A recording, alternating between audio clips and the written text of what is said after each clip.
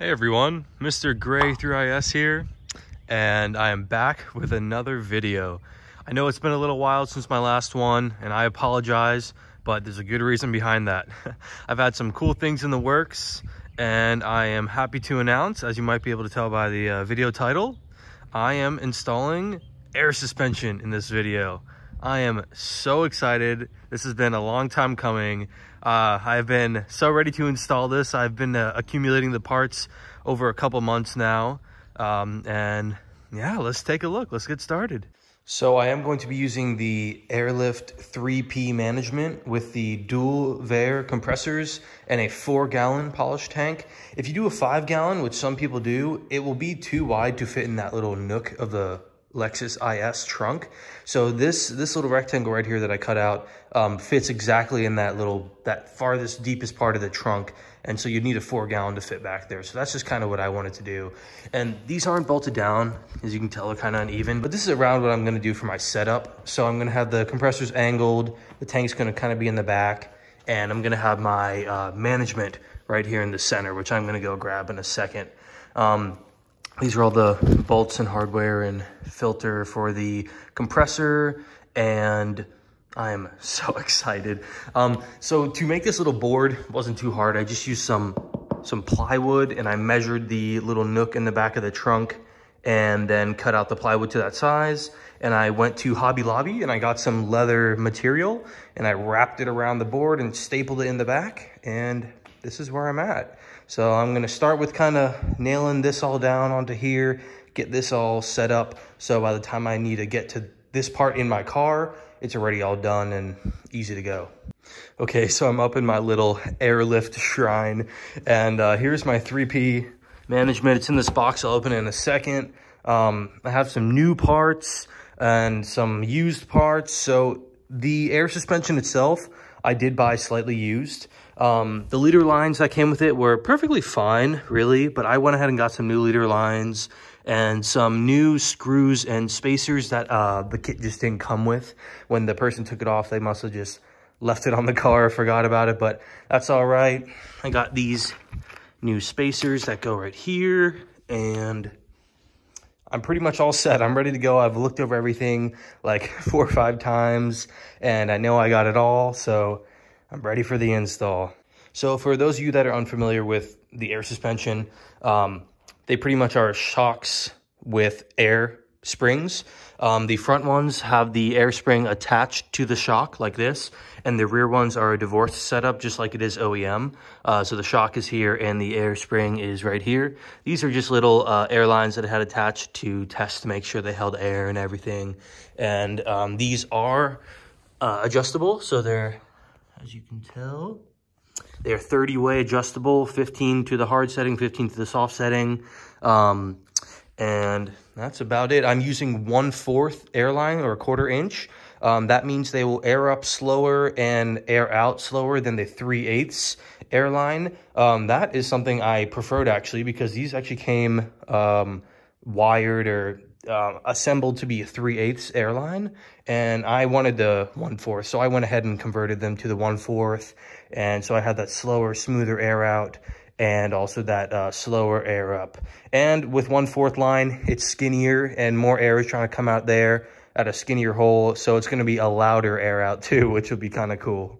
Now, I know this is something I would have been interested in a video, so when you unbox this is kind of what you get. It slides right out of here and open right up. There you go. Let's see, Airlift Performance.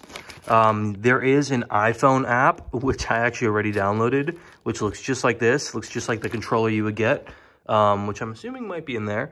And it makes it so you can air out while you're not in the car, or maybe if your controller breaks or something of that sort. But yes, this install guide is important.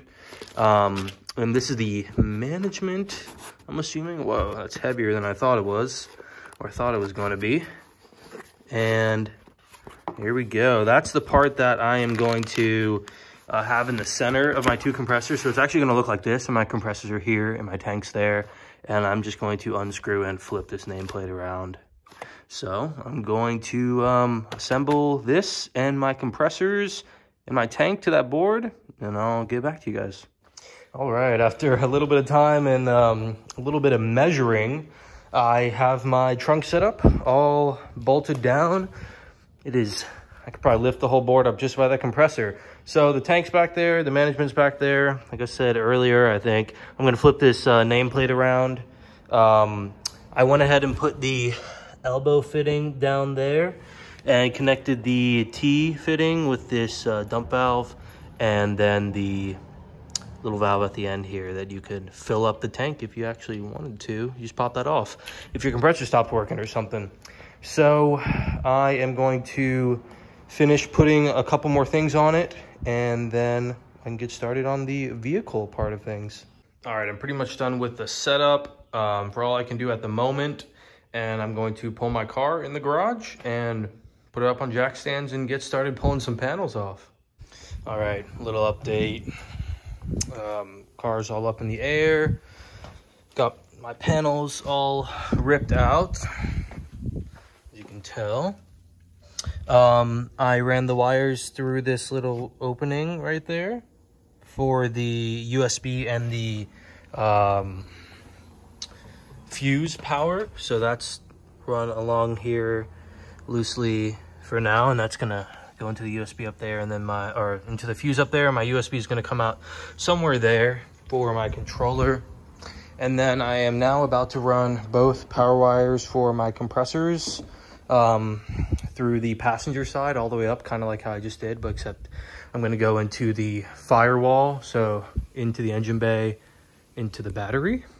And that one, let's see if I can, yeah, here you go. It's kind of easy to see. There's this little, this little flap, this big black patch is a big rubber flap pretty much.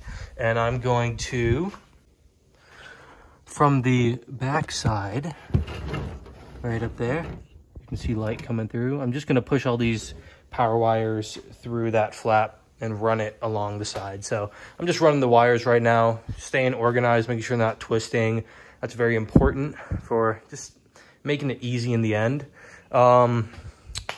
And yeah, this wire puller tool that I got is super useful. It kind of grapples onto it.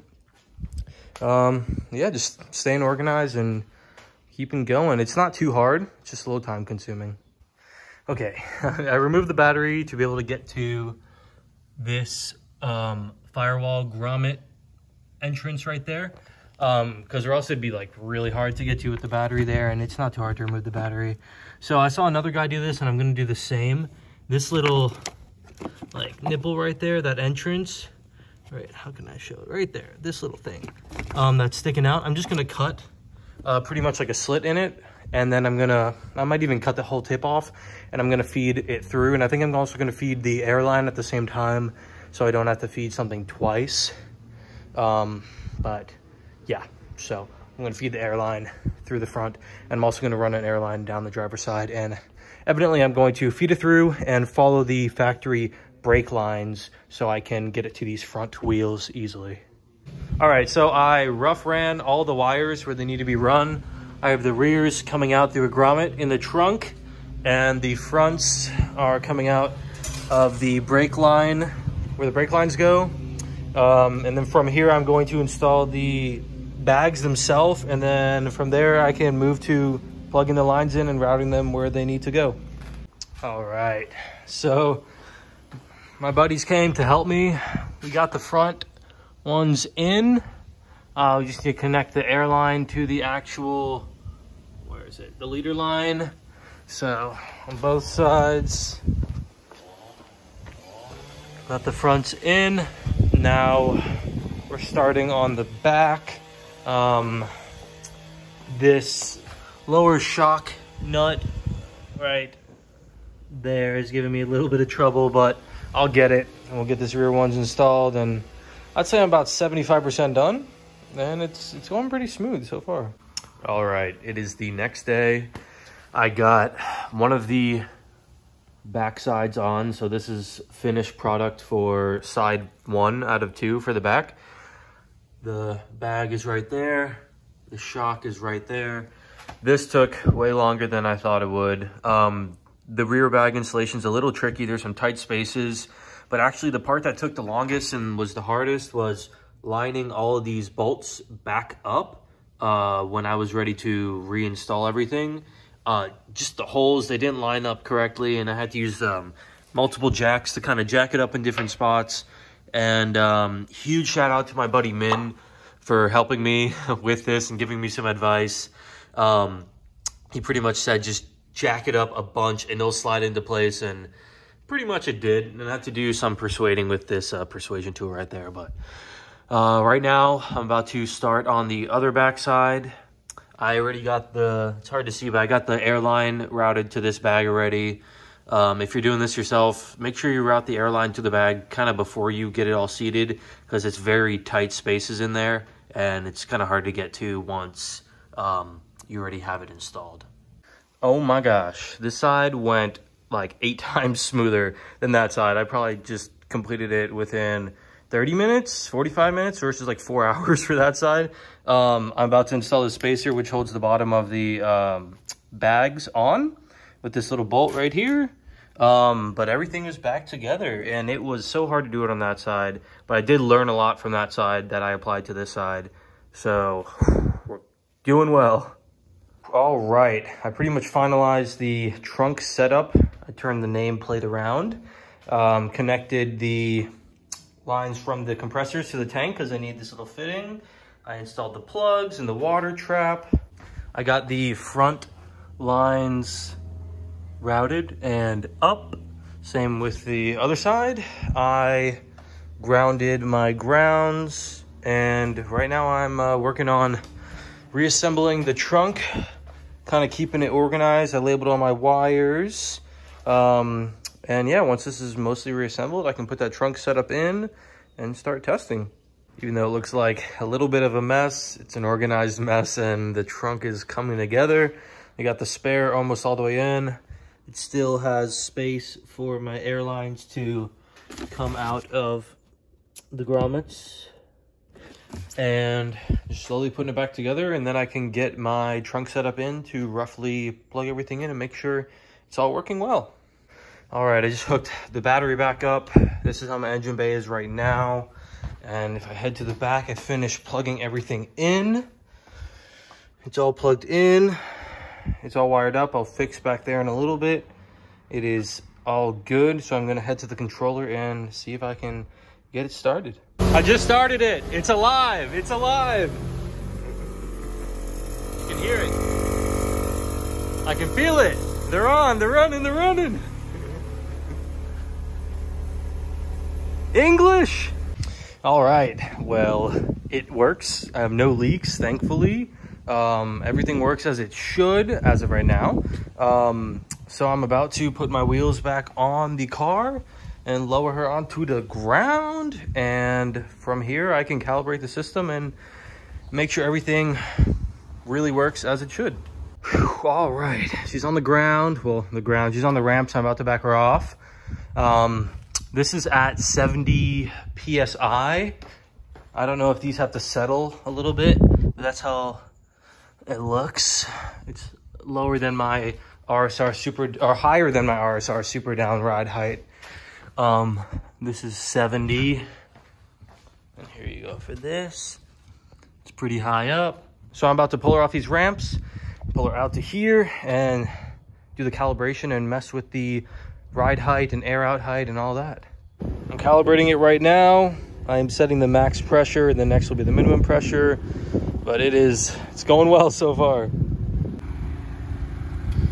It's raising it right now. I just set the maximum in, and oh my gosh, it was dumped. It was so low. I think I'm gonna have to adjust some of the, like my spacer size in the front, because it's hitting the fender liner pretty hard. So yeah, we'll have to see about that. But my front lip was like right on the ground.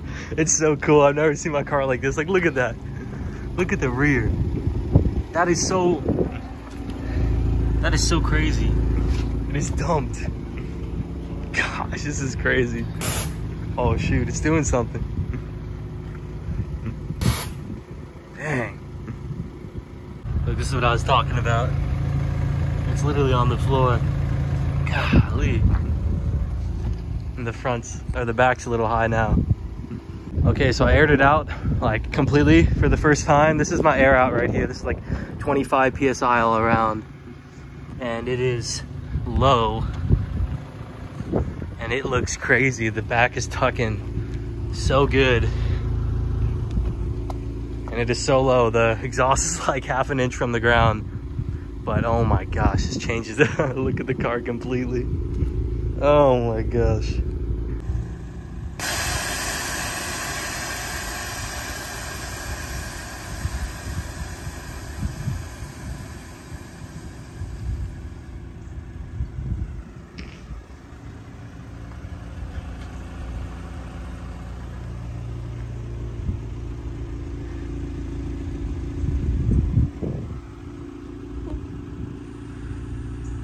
Well, dang, I think this picture right here right about wraps it up. Wow, I love it. My air out is about 25 PSI.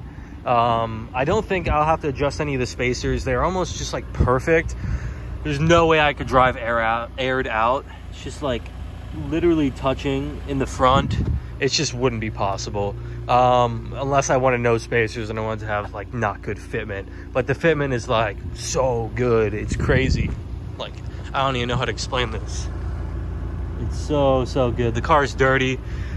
It's all good. It's been in the garage for a couple days. Install, I'd give it a 9 out of 10 for difficulty. It wasn't crazy difficult. It's just, I don't know. It was not easy. Especially the rears. The rears were not too easy at all. The front took me about an hour for both sides.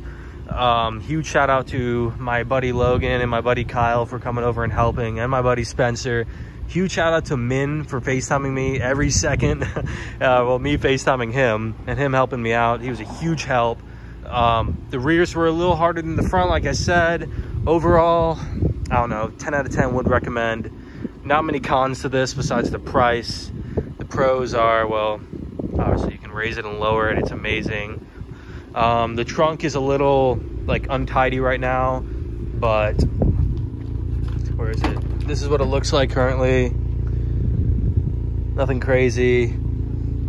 I will scoot that back eventually, but it is sitting low, super low. I don't even know how to, if I can show this, but my exhaust is like, I don't even know how to show it. It's so low on the ground right now. But thank you everyone for watching, for real.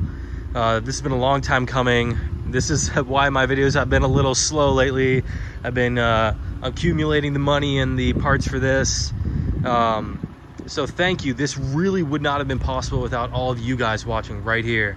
You guys helped me grow, helped me be able to get this, and just everything is possible because of you guys and your support. So thank you a million times. Please leave any questions or comments in the comments below. I'll have links for everything I got in the description like usual. If you want to help support me, use code GRAY3IS to save 10% off anything from TancelWorks, like the daytime running lights, the hood, the fenders, anything carbon fiber like my mirror caps, these beautiful taillights. Really, so many things. You can use my code, save you some money. Please leave a like if you like this video. Subscribe if you want to see more content. Hello, and thank you for watching if you're new here.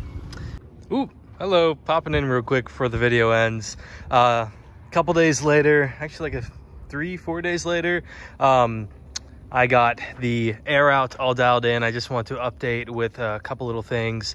I had one minor leak where the airline connected to the passenger rear bag. All I had to do was disconnect it, snip it a little cleaner, plug it right back in. We were good to go. That's the only little mishap I've had. It's been great so far. I love it. I am able to air out all the way to 0 now. So that's what this looks like. Super good. The only issue I had in the front was the tire was hitting my bumper tab. And that's apparently a common issue on this car when airing out with wider wheels or tires. So I did take off the front spacers. So I do have no spacers on the front now. But I can air all the way out, and that was my goal. The rear still has 15 mil spacers on, and it's tucking really nice, but it looks great. So quick little update, and yeah, roll the outro. Other than that, this has been Mr. Gray 3IS, and I'll see you in the next one.